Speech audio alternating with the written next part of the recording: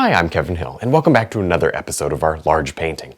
Now this time we're going to really work on a lot of beautiful details and highlights, and of course a couple of large trees. And if you're enjoying this, be sure to leave a like and subscribe for more videos. If you guys really seem to enjoy it, we'll go ahead and finish up next week. Alright, let's get started. We'll start off today here with our little 3/4 brush and some brown and black. And right up here, I've decided, really because of the reference painting, that we've got to have a tree right here. And I'm going to go all the way down here. I'm just drawing it in, basically. There, and it does lean, which I really like. I love that leaning part. I don't know how much I want it to lean, and I can kind of figure that out as I go. I'm actually going to need to stand over here in front. There. When I paint off to the side with something this big, I have no idea what's going on. A little painting, I can get away with it. Not so much on a big painting, so I'm going to run it all the way down. Let's work up here on the top a bit. Just drag it right down. Now the thickness, I want it to be just a little thicker than the center evergreen tree, the one that's near the middle. There, just a bit thicker, not a lot thicker, just a bit thicker. It's got to be substantial enough though that it looks like it should be here. Again, I'll hold down my canvas. There, so I'm going to build this tree up and then I'll come right back and I'll show you how to do the big leaves or the pine needles. Now I'm going to go ahead and mix up some clear gel and our brown and black. The reason I'm going to do that is it helps to thin it down. It's on the detail round brush here. And obviously this is something that's not normal. I would never ever recommend thinning the paint down on the detail brush. I would never tell you to do that because it can turn to mud. The liner brush is about the only one I would like to thin the paint down with at the very end of the painting, of course, not before. But this is something that's different. This is something that's already dry up here. The sky is dry. And I would just get nothing but a rough texture if I tried to do this. As it is when the background is wet, sometimes I get kind of that scratchy texture. But because the background is dry, I would no doubt get a scratchy texture. So I don't want that. There. I'm just going to, see I'm holding my brush way at the back. That's good. Otherwise you get kind of regular looking limbs instead of irregular. There. And of course you could use the liner brush, but I want them thicker than that. We'll get out the liner brush later. They need to be fairly long actually. There. Now with mostly green on the brush, really just green, some sap green right out of the tube, I'm just going to throw that on this tree. Normally you can't do that because it's too transparent of a color and you want to mix it with blue or black, but because we got a dry background, it's not going to mix with anything. So if it's a little transparent, it's not a big deal. It doesn't have to be too strong. Normally the transparent colors have a tendency to kind of mix and then get lost. Well, no worries about that. There we go. And what shows through looks like a little bit of mid-tone without having to do anything, which is a bonus, right? Now I want to do a lot of negative space. You guys know about that. I'm actually using the texture of the canvas here. This smooth, well, it's not that smooth. They're kind of rough texture of the canvas to create these little effects. See that? But they're very small because the canvas is small, so it's good. Well, the canvas weave is small as compared to the size. That's what I'm trying to say. There. The point is, it gives me a really small and tight effect, which looks like little detailed evergreen needles and stuff. Now, a couple of these do need to wrap over the tree trunk, which I'll do right here. I want this side to be a little more bare, just for the sake of, making it look a little different, changing it up a bit. The more paint you put on, the darker it'll be. The less paint, sort of the more little details you'll get, and the softer and more transparent it will look. Okay, again, I want to leave that area pretty much blank and jump right down here. What do you think? Maybe this one needs some? I think so. I really want to preserve a lot of our limbs, so I'm putting the green over. Now down here, you maybe want it to be a little darker. There. Now I'll load up on the detail round some yellow and touch of green. What this is going to do is give us a beautiful soft highlight, at least an initial highlight here. Obviously, we don't just use one highlight color. That's kind of weak. We can do better. We use several highlight colors because that gives us a very, very natural, realistic look. I mean, just look around in the world. There's not just one color in things. There's like 12 colors in things. 20 colors, whatever. Lots and lots of color. So sometime look at some trees and some objects and just count the different colors I'm not talking about just shades, just color. There's a lot of shades. I mean, wow, millions of shades and things, right? But here's some more golden color. But you got to throw all these colors in, blues and grays and browns. All these exist in here, and I'm going to try to put a few of them in at least, because that'll help to make this large tree come closer. And what that'll do is it'll set our background trees further away, because we put a lot of detail in the background trees as well, at least some of them. Actually, speaking of those background trees, I think we should probably go there next and finish those guys up. We kind of ignored them for a little while. There. This is going on pretty easy. Just layering on this color. I don't really care if it mixes too much. We can always apply a final highlight next time.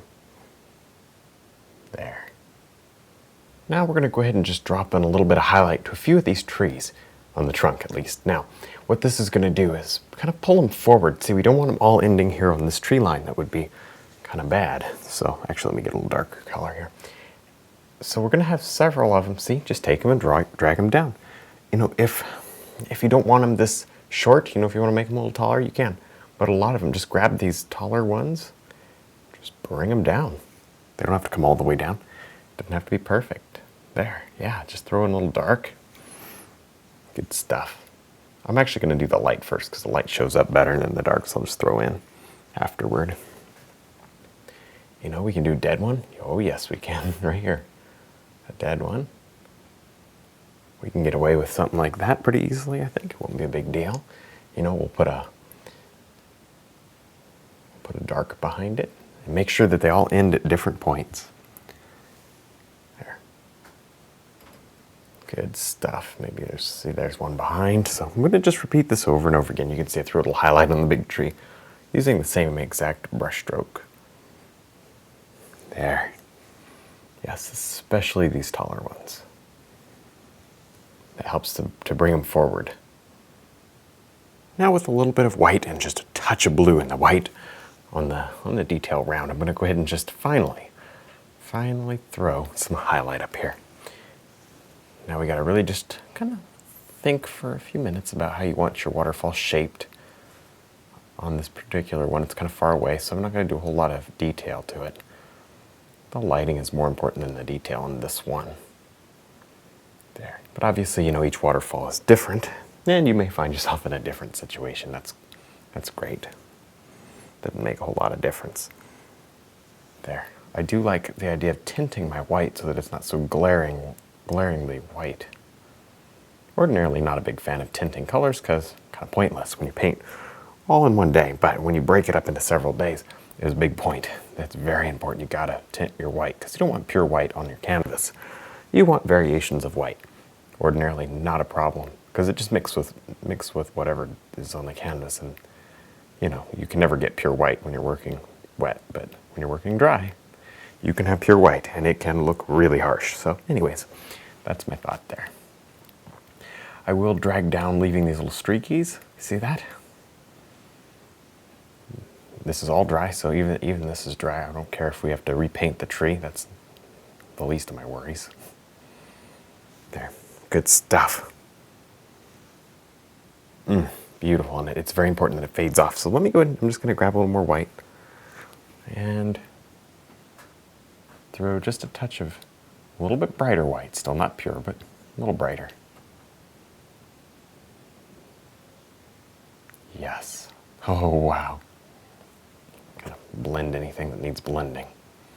Okay, I'm gonna work on that more, but that's just kind of the beginnings. Let's go over here. Pull straight down. It's okay if you want to leave a little of the texture of the canvas showing through. That's probably okay. Not too much. Now, as you can see here, I've thrown just a little bit of blue down here, and that just helps to create a little bit of extra water, because this water needs a way to get down here, but I didn't want it to be mirrored, so I had to play around with that for just a little while to make it right. Otherwise, it was just not quite working out. Of course, I had that kind of planned for a couple of weeks now. I just hadn't had a chance to do it. But it did take a little bit of playing to kind of get the shape right. This is just a quick sketch with color. There. We'll come back and detail this out just like we did the other one. But right now, I'm just slicing in some light. So as you can see, we've got our rock formation here, and the light kind of comes across. Maybe this is a shadow area, but then it comes into light. I also put my palette down. I was getting tired of holding it all day.